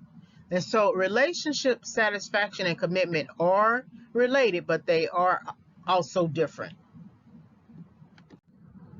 So here are the differences. Here's the first slide, and then the next one we're going to go into. When satisfaction and investment is high and the quality of alternatives is low, people remain highly committed in their relationships. So, if they already feel like they are already with a high value partner, so there is relationship satisfaction and they are investing in that partner to the best of their ability, capacity, investment is high, then anybody that they see or quality of alternatives would be low. They will consider their relationship as more important in a way than any other relationship. So therefore, they will continue their commitment. Daters who reported increase in satisfaction and investment and decrease in the quality of investment were more committed to their relationships. So they didn't necessarily have to go out and seek another partner. So the opposite would be when satisfaction and investment is low, meaning that there is a subjective feeling about relationship satisfaction resulting in low investment. Then the quality of alternatives is high, meaning that maybe the partner has a 7-8, and so he's not willing to he's not really satisfied with that relationship, even if there's great sexual satisfaction, and he doesn't invest more, then the 9-10 would be a quality of alternative that he would choose. So that means that he will be less likely to remain committed in that relationship. Daters who reported a decrease in satisfaction and investment but an increase in quality of alternative experienced less commitment and voluntarily left the relationship. So let's look at, under the investment model, destructive versus constructive behaviors. This means that partners will either respond destructively or constructively to the relationship based upon satisfaction, investment, and quality of alternative. So with destructive behaviors, partners can demonstrate both exiting and neglecting types of behaviors. With constructive, partners can demonstrate voice and loyalty behaviors. So let's look at them individually. So for destructive behaviors, if especially if you are planning to exit or you want to neglect a relationship, right? So you tend to threaten to move out, or you will actually move out the house, which may be followed up by you getting a divorce. So you've developed, exiting behaviors. That's why you can't trust a person who says, I'm leaving. Because just like cheating takes some time to work out in your head, exiting does too. If you say I'm leaving, you've been thinking about that for a while. You didn't just all of a sudden in the heat of the moment say, I'm leaving, I'm exiting, right? You've been contemplating leaving, moving out the house, threatening to move out and divorce for a while. And a lot of times people try these things just to see if they can get away with it. And you should never bluff, because when people decide they don't want to be in a relationship with you anymore because of your bluffing, they will exit. You don't have to exit. It will be their prerogative to exit. Partners can also demonstrate a neglecting behavior. They might let conditions in a relationship get worse. They might ignore the partner, spend less time together, treat the partner poorly, and avoid any discussions about how to solve problems in a relationship, meaning that they essentially are not interested in solving any problem. It doesn't matter what the problem is. And so what happens when you neglect something? It begins to deteriorate. It fails, it falls, it withers away. If there are some things that you don't attend to in your life, it will no longer function the way it's supposed to function. A relationship function is supposed to be relationship or relations or relational. And if one partner has already decided that investment is not worthy anymore, and that I'm just going to neglect the relationship until I guess both of us don't have a relationship anymore, then I guess that's going to be the issue, uh, the solution. And that's a fake solution. Neglecting a relationship is a fake solution. That's not actually a real solution to the problem. Remember when I talked about the two couples, the married couples who were living in the house, and they were living in separately in each room in the house. And when I said to the lady, if y'all are still in the house, you can, there's hope. And she said, no, he doing his thing, and I'm going to do my thing and everything. They were essentially, neglecting their relationship. And maybe if they had gotten together and had sex, and I'm not saying sex solves everything, but it reignites a connection. It gets you thinking about it.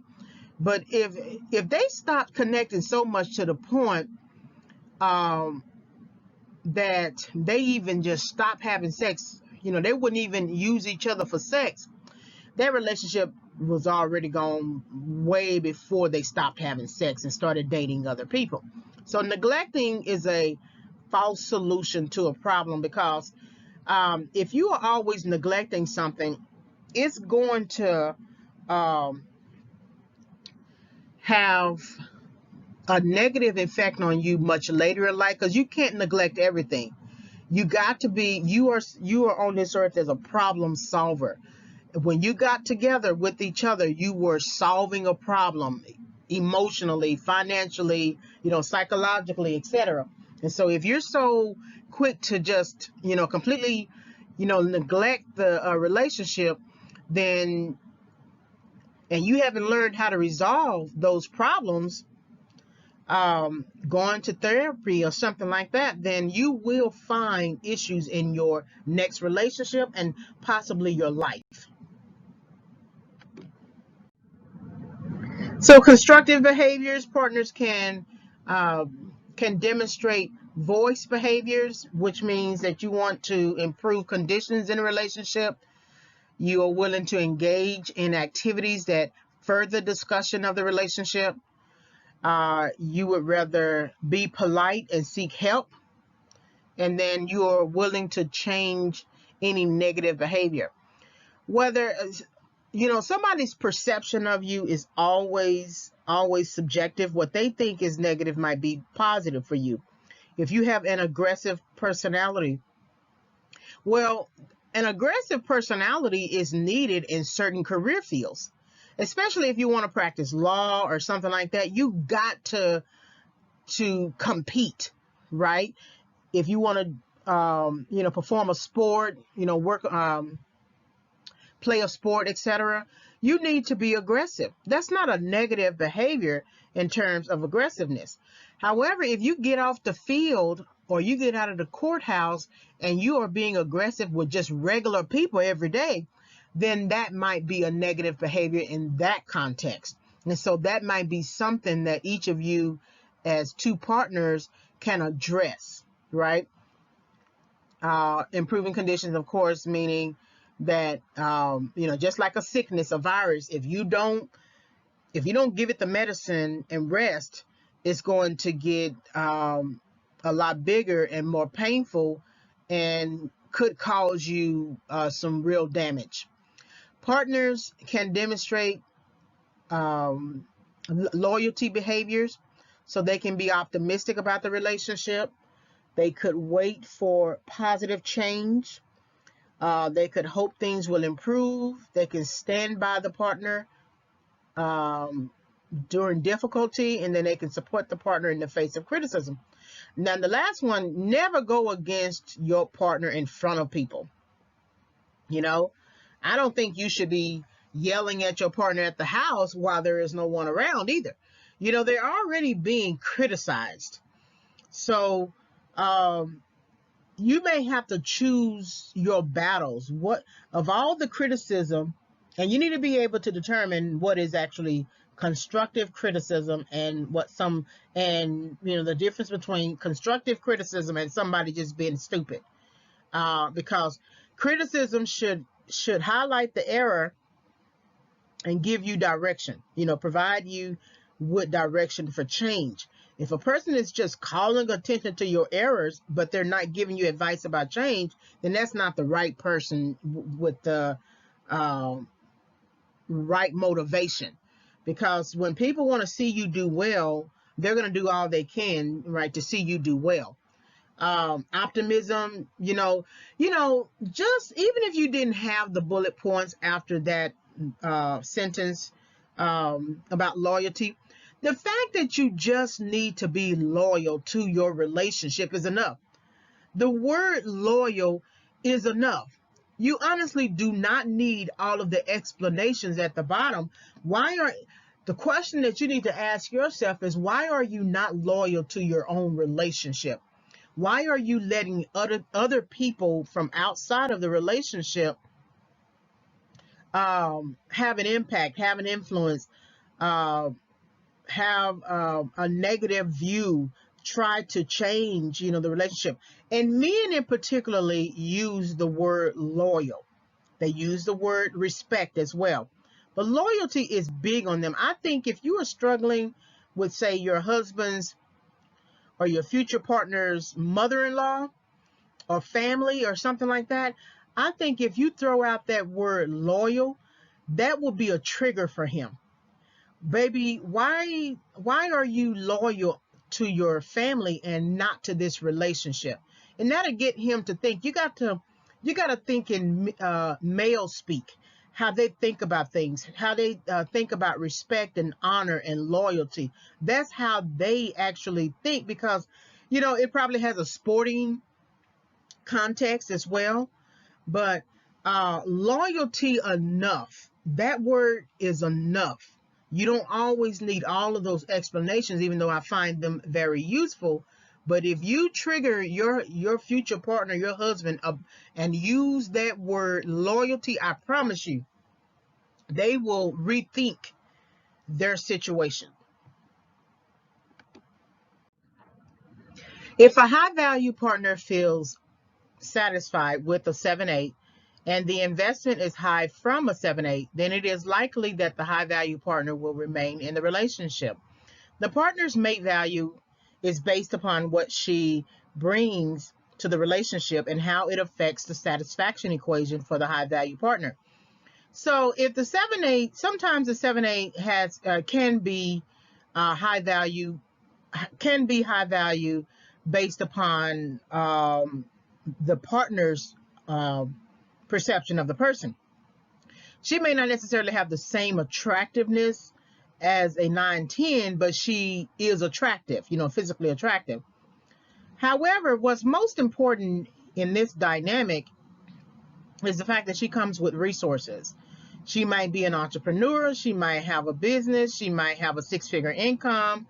She may be able to afford living in like a certain neighborhood, right?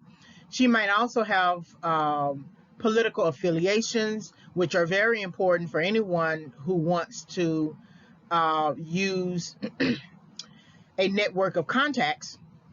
But it's all of the resources that she comes with that makes her much more high value, not necessarily only based upon her physical attractiveness, but what she actually brings to the table. And for certain high value men, they don't need her to be 50-50. That's how lower value men think. High value men they tend to be a provider, house a provider mindset. So they're going to make sure everything is covered regardless. But the fact that she knows how to operate at a certain level makes her much more attractive and appealing. And it is what she brings to the overall relationship that affects the satisfaction equation. She knows how to move with this high value partner. High value male partners are more inclined to use mate retention behaviors to entice a woman to stay in the current relationship. Mate retention behavior includes benefit provisioning, such as compliments on the partner's appearance, the giving of the partner any gifts, providing material benefits, and then social and emotional types of benefits. What happens when your partner, your high value partner, is socially recognized, there's a face that you have to keep up, a persona that you have to keep up. Both partners, male and female, high value, maybe low value, will do all they can to allocate effort to retain as members of that relationship, because the loss of social currency, loss of political currency due to scandals will affect the business, right? The bottom line, capital raising, investment raising, anything like that, because wealthy people, rich people, and wealthy people always think about the future, and they think about the possibility of something, especially if they are the types of people who might have political aspirations. And so they don't need a scandal. So therefore, they will stay in the relationship. And if it looks like you think you might want to leave, they will give you gifts, and,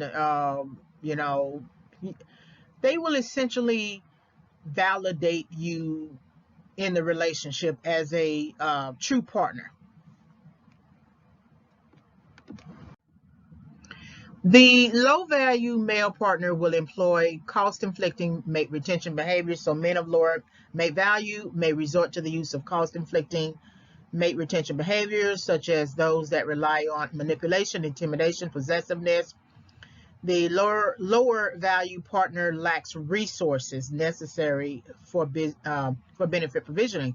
So even if the 7-8 is not as attractive as the 9-10, if she's still considered high value based upon the resources she brings, then it would not be a good idea for her to date down. I know people like to push this agenda that the person who is making six figures should date down to someone who is just an average worker, and that still says something, that they are willing to keep a job, and they were doing it way before you, and they had their own apartment. That speaks to their stability. But money is going to become a problem, though, when especially when it comes to an attack on gender roles. No matter what, I don't care what money the woman makes. No man really wants their woman to make more money. And so there's nothing wrong with the money coming into the house, because he's going to enjoy it. But socially, he doesn't want to be known as a person who makes less money than his wife. So he will eventually employ cost-inflicting mate retention behaviors. I was reading this, I came across this news reporting about Reese Witherspoon and her ex-husband, Ryan Felipe.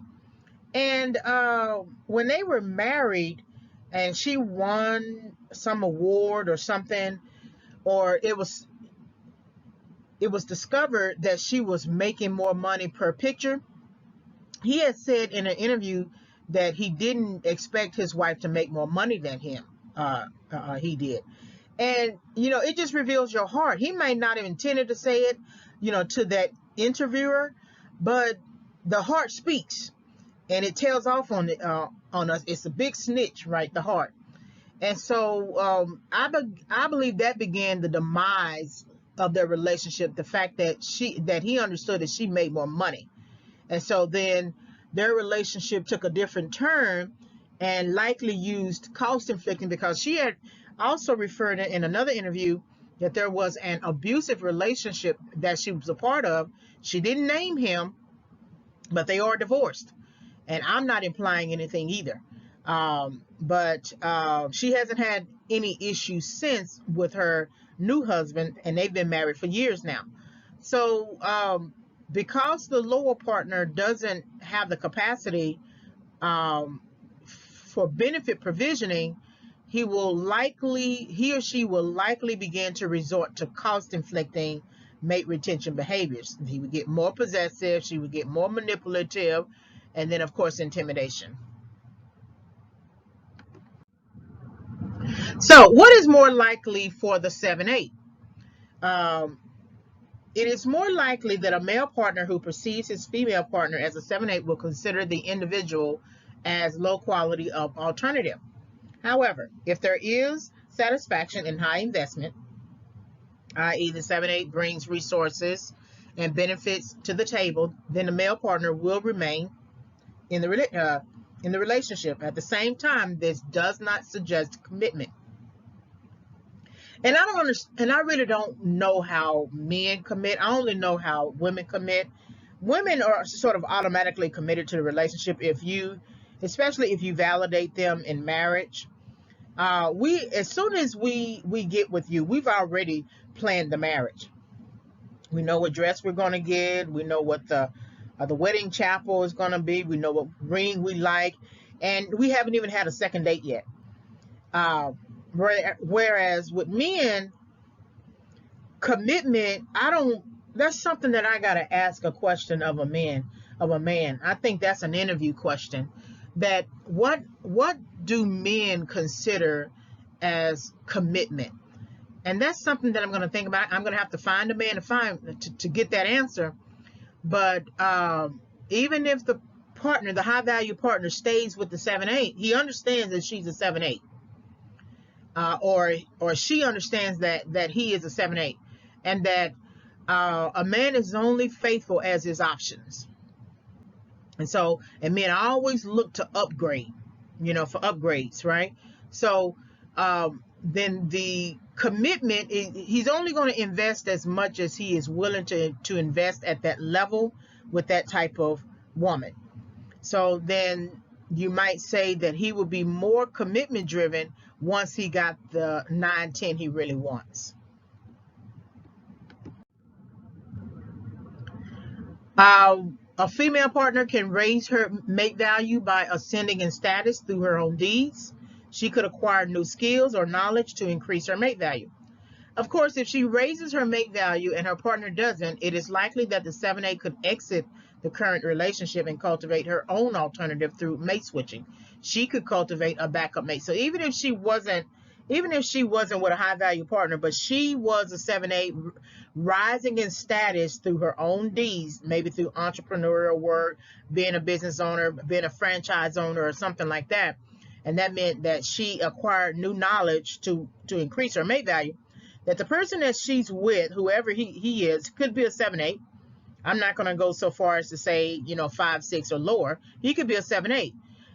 Eventually, if he doesn't do anything to raise his own value with his own efforts, because think about it, if he was a 7/8 but he was interested in a 9/10, he would allocate every bit of his effort to try to land that 9/10. So likewise, you could say the same. Here it is, he's with the 7/8. She has increased in value and status. So then why isn't he cultivating? Why isn't he developing and improving? So then if he uses any sort of cost-inflicting mate retention behaviors on her to keep her in a relationship, to sort of keep her down and make her feel bad, then she might be more likely to leave that relationship, mate switch, and then cultivate a backup mate that might also lead to marriage. So let's look at the expanded model based upon relationship maintenance. And don't forget, the original model was about relationship satisfaction. The expanded model is about relationship maintenance. And both have a time component, right? If you remember the intrinsic investment slide as well as the extrinsic investments slide, they both deal with time as a factor. The expanded investment model extends the original and suggests that people who are in highly committed relationships will work through the difficult times by employing the following 5 strategies. Application of these strategies should lead to relationship stability. So that's the relationship stability is an extension of relationship maintenance, because that's why I say the relationship satisfaction is so relative and so subjective. You can be hot one day and cold another. But if you put in more time to maintain a relationship, it should lead to stability. So here are the other strategies: a decision to remain, tendency to accommodate, a derogation of alternatives, willingness to sacrifice, and then perceived superiority. And we're going to go through all of them and then also connected to the 7-8. So, for decision to remain, partners who are less committed to stay in the relationship and work through problems are more likely to exit. The decision to remain encourages the survival of the relationship. Couples who are committed to each other are less likely to exit the relationship following a relational transgression. So that's interesting because, you know, survival is a very interesting word, because a lot of times people remain in survival mode due to some sort of trauma bonding, triggers, etc. But I think we need to get out of this long-term, development of survival and get into actually overcoming. That there is a time in the process where you actually have to survive. If you're making a comeback in life from a setback, to survival. I'm writing right now. To overcoming, and then to come back. All right, so setback to survival to overcoming to comeback. Okay, so there is a process from setback to comeback, right? And but I think people live so long and reside so long and get stuck in survival. That's very good. I'm going to have to do something with that. They stay so long in survival to the point that they never overcome that situation, meaning get out of that state of mind into another state of mind of overcoming, which requires even an additional learning process to then making a comeback. So you have to ask yourself this question: do you want the relationship to survive? Do you want it? Because if you have a setback such as a relational transgression, and that's usually cheating and infidelity, then you have to address, okay, so do we end the relationship, or do we continue the relationship? We're going to have to survive this relational transgression. Then we're going to have to maybe get some therapy, and then overcome it, and then make a comeback. So if you look at survival, after the relational transgression, it reminds you of being in a pit.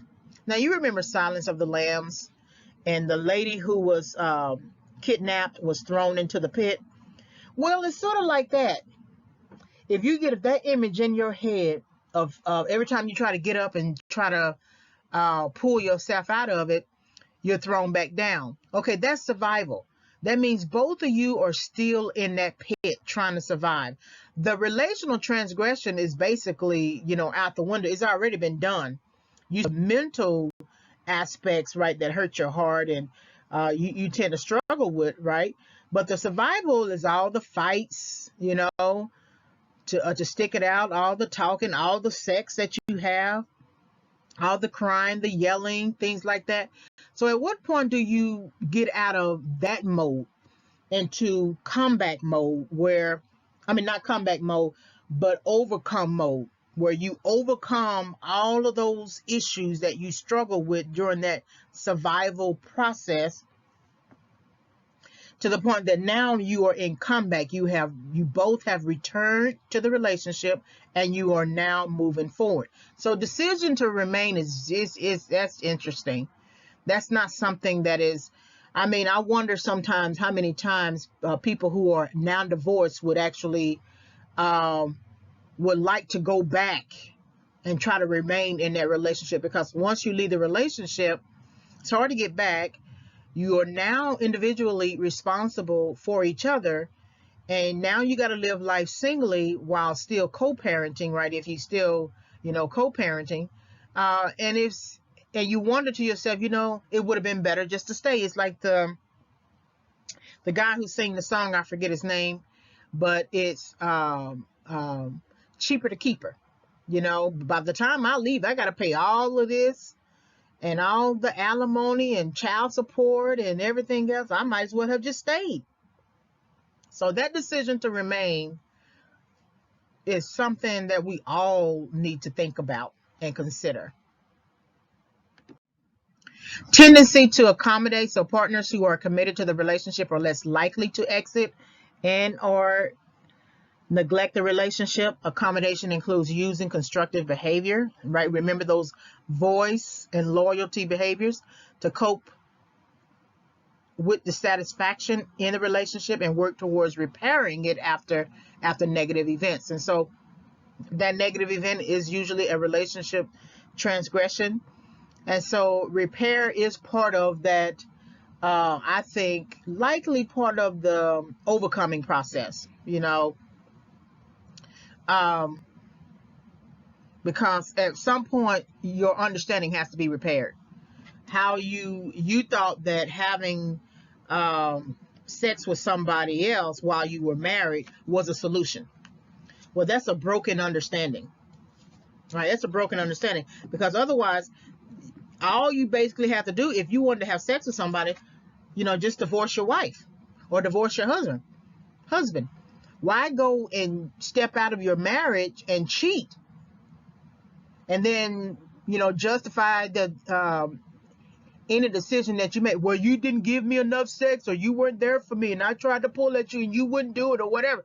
Okay, if it's not working out and you decide, because really when you stepped out, you were deciding not to remain in a relationship. You wanted to be in another relationship. Okay, so then quit bluffing. If you want to be in another relationship, don't bluff. Make the decision to exit the relationship. So people who are highly committed to each other are less inclined to retaliate as their first reaction and more likely to engage in constructive behavior. So, I've never seen a woman who was mad at her husband for cheating be quiet about it. I do think that some things can happen with a person that when you do something like that, it can affect you to the point of silence. I am that kind of person that if I caught my ex cheating and I came in on them, I would just go silent. I wouldn't do a bunch of, as a matter of fact, I wouldn't even have to hit the person.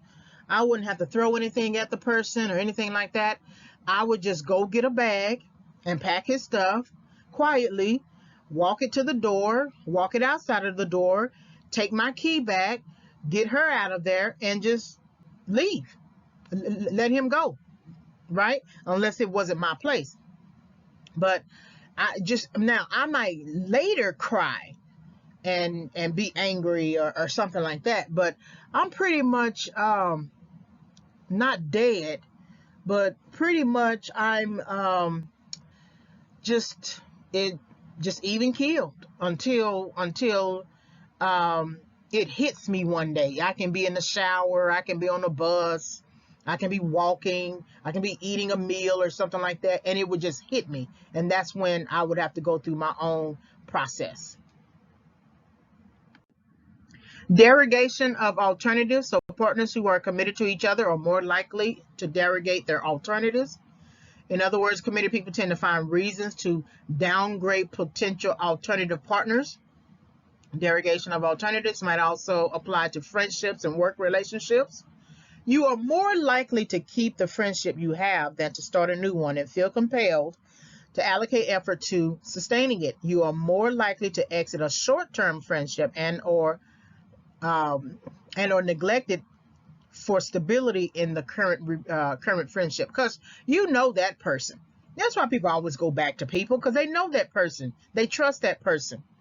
So they may go and have sex with somebody else, but somehow in the middle of the night while they are in bed with somebody else, that they're already thinking about their ex-partner.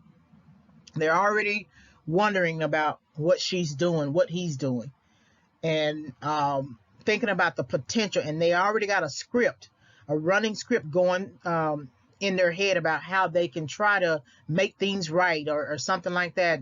Do whatever they need to do to try to make amends, or anything like that. And so it's interesting that you would think like that once you have cheated, than to think like that once while you were in a previous relationship. So derogation of alternatives is that sort of pre-cheating process you have, where you say, nah, nobody is like my woman. Yeah, that over here, yeah, she's all right, but no one is like my woman.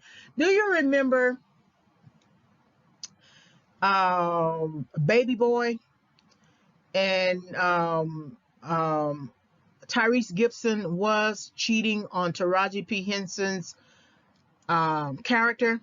But then there came a girl from her job who was trying to get with him, and she invited him to her house, and something about the situation, he turned it down, and he was mad.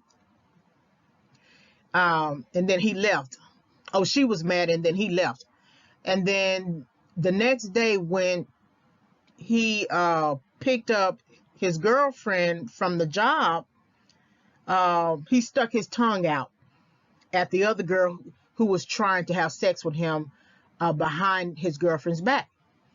Well, in that case, he was essentially derogating that alternative. I mean, he had sex right there in front of his face, and he refused to have sex with that woman. And maybe there was a process that he was going through, and he was growing, and he was still babyish in his understanding.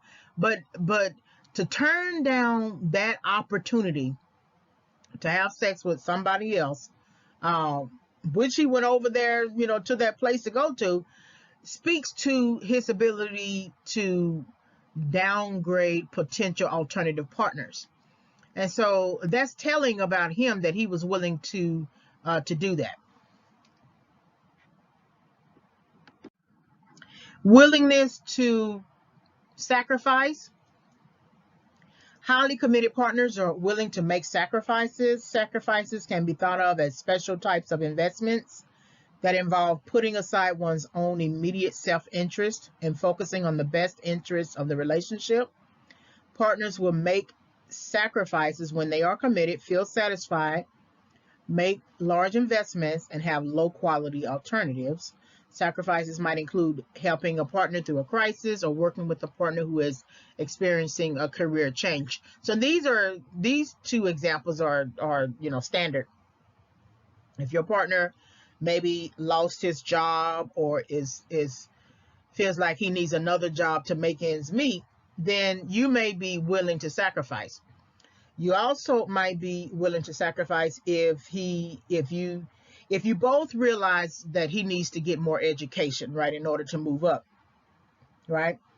The problem that I have with that sometimes is women are the ones who do all of the sacrifices when it comes time for a man to want to get an education. And then they've done all of that sacrificing, put all of their dreams on hold, only for the man to graduate from college and become a doctor or something like that, to leave that wife and marry someone else who did nothing for them.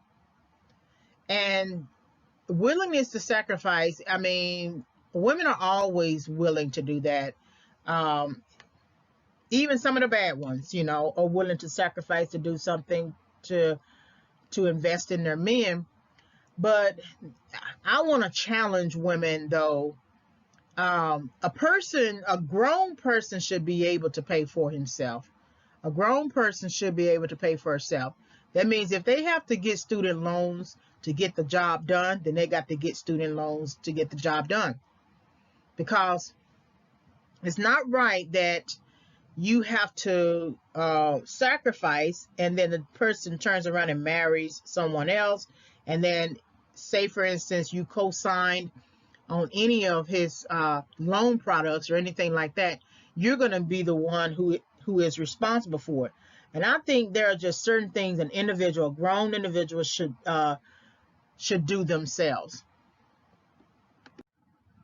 Perceived superiority. So I think it is really linked to the derogation of alternatives. Partners who are in highly committed relationships perceive their relationship to be superior to other relationships. It negates the old adage, the grass is not greener on the other side. People tend to see their own relationships as having more positive and fewer negative characteristics than the relationships of others. Positive thinking might entail such statements as, our relationship doesn't have as many problems as the average relationship has. And you might see this a lot of times when one partner leaves another partner for a mistress or something like that. You might see this in partners who have been together for 10, 15 years, and you hear them say, we never argue. You hear the kids of that partnership say they never argued, right? And so I don't know, they just have the right temperament for each other to the point that they have been together for this many years, that many years, and they're not there together just to be together. So one person, doesn't have to pay rent by himself or herself. They genuinely like each other. They want to be around. They have invested. They perceive their relationship as much more superior to other relationships. We might as well stick it out. So let's look at a summary of both. So the original is about relationship satisfaction. And then the expanded is about relational or relationship maintenance. So there is relationship satisfaction, investments, alternatives, and all three should lead to commitment. So it's like the first part of your process. And then a decision to remain, tendency to accommodate, derogation of alternatives, willingness to sacrifice and perceive superiority. So all five should lead to stability. And stability is not necessarily relative. 1 year in a relationship is not stability, because you have the course of your relationship, and the course of your relationship could be over a course of 5 to 10 years. And what do you do when you do milestone checks at 5 years, and then 10 years, and 15 years, 20 years? Are you still married? Are you still engaging in healthy discussions about your marriage? Are you resolving conflicts in healthy ways? Maybe going to counseling, any type of journaling, etc. So what does the original investment model suggest for the 7-8? So the original investment model suggests for the 7-8 that the relationship the partner perceives as a 9-10 will receive higher priority. If there is a risk of losing the 9-10, the partner will push for relationship satisfaction, invest more into the relationship, and have low quality of alternatives. This leads to commitment under the original model. So for the expanded, what does this suggest for the 7-8? Under the expanded model, the partner will decide to remain with the 9-10, accommodate to the high value partner's wishes, downgrade alternatives, which will be the 7-8, be more willing to sacrifice to retain the relationship, and perceive their relationship as superior to others. This means that if the partner perceives you to be a 7-8, you will be downgraded even further to a 5-6. The stability of the current relationship takes precedence. It is superior to any investment you have made with the partner. Relationship stability is key. So say, for instance, there wasn't a 9-10 in contention, right? And that it was still a 7-8 and it was another 7-8, right? And the male was a high value partner. Well, then if the first 7-8 is the one worthy, it comes with a lot of resources, he's going to do whatever he can to downgrade the other alternative, right? The other 7-8. He will be more willing to sacrifice to retain that relationship and perceive it as superior to the other 7-8. Because he cares about relationship stability. He has stayed in a relationship a long time, and he wants it to work. So if he stays, then they have basically gotten past survival, overcoming, to now comeback, right? If we were looking at it in that same vein. What should the 7-8 do now? Do not spend any more time investing into a partner who perceives you as a 7-8, because your status with the person will never change to a 9-10 unless you change your status. Changing your status usually means increasing in more money, class, and other material sources. If a woman increases in value, then by association, the man believes his value has been raised by default. So say, for instance, she's a 7-8, but she wins the mayoral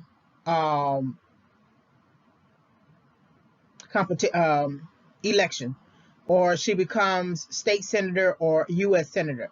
Well, she has increased in more money. She may not make as much money as he makes if he's an entrepreneur, but she's definitely raised her class status.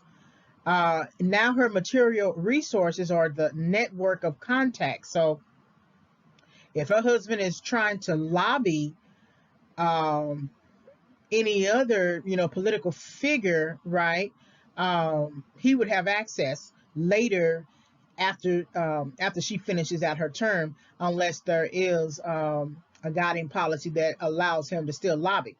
So that makes her much more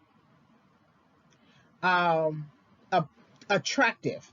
See, it shouldn't always be about physical attractiveness in terms of a person being a 9 or 10.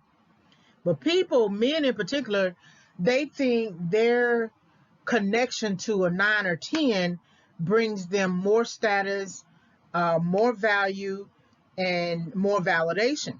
But you can have a 9 or 10 with no sense either.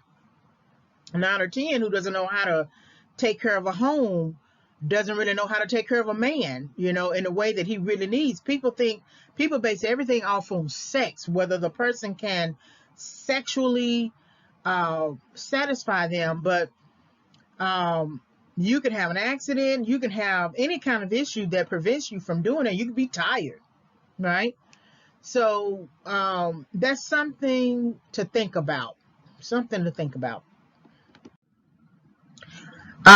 Without a change in status, there is a greater likelihood that the partner will employ destructive strategies, so neglecting, right? Exit the relationship, return to a former relationship, or cultivate a new partner with higher value.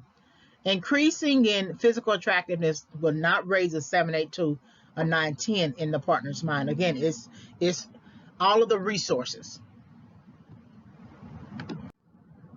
So here is a reflection opportunity. Why do we invest in romantic relationships when there is no certainty of relationship satisfaction and/or relationship stability? Should all romantic partners get the benefit of the doubt if they do not have the capacity to be stable as romantic partners? Should we focus more on the ability of the romantic partner to be emotionally and relationally stable over physical attractiveness and/or mate status? It's interesting that capacity makes a big difference. Do you have the capacity to stay in a relationship long term? People idolize romantic relationships. We all think we are in some children's book, but relationships are very hard. I was willing to stick it out in my previous relationship, but once I found out he was married, I just couldn't do it. And even though they claimed they didn't know that they were married, or he claimed that he didn't know that he was married. He claims that she had filed the paperwork and that it was done. Well, come to find out, she didn't file the paperwork, and so he had been married all this time, and so he had to get that rectified. But I was willing to stick it out until we hit that roadblock, because if he hadn't been cheating with another ex-partner, I might not have been so burnt out and tired with him. I was just tired. I was done. And so, because if he was going to get a divorce, uh, that might have changed my strategy. But once I realized that, and he wasn't letting go of the ex, and he was messing around with other, types of dangerous things, I had no other choice but to let the situation go. So capacity is a very interesting word. I encourage you to research, the definition of that word. We all have a cup, we all have a container, and it only holds the liquid of something, or the matter or substance of something based on its capacity. Because if you pour too much of food or water in a cup or something like that, it's going to overflow. And so you have to know your capacity to be stable as a romantic partner. If you decide, especially, I'm 46 right now, I can't afford to get into a relationship and then jump ship because things are not going my way. If I get into a relationship, I got to stick it out, because I'm 46, and it doesn't make any sense to jump from relationship to relationship. If I was in my 20s, when things are about, search and discovery, maybe so, and even then I look back on that and I wish I had done a little bit better. But at 46, I got to think about my capacity. Do I have the capacity to really stick out a relationship, work through issues, things like that? And that's something I'm not quite sure of. I can have the ideal in my head that I think I can do it, and I can picture myself, doing it. And, that begins with a vision. At least I'm trying to get an image of myself carrying it out. But I've only been in relationships where it was a live-in situation. I haven't been married before, so I don't know the struggles of a married person. So capacity. I think you should research that term, because I think it would be very enlightening. So let's conclude with how we see ourselves in terms of, distorted views that have been projected onto us. Many a times we don't think we are ugly until someone tells us we're ugly. For all we know, we think we are beautiful. Even if we don't have the language to say we are beautiful, we wouldn't call ourselves ugly. But what somebody does is throws water on your mirror, and now when you look into the mirror, it's distorted. And so now all you see is distortion. So I want to look at in this lecture on distorted views and how they affect self-esteem. Change does not come when you accept yourself as a 7-8.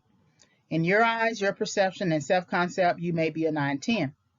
It is the external evaluations, however, that cloud and distort the view of the self. However, you do have to understand that everyone else is entitled to their own perceptions. Therefore, you must decide if you will continue to accept their perception of you, or become the ideal self roaming around in your head, and how you will exit those individuals who disturb that picture.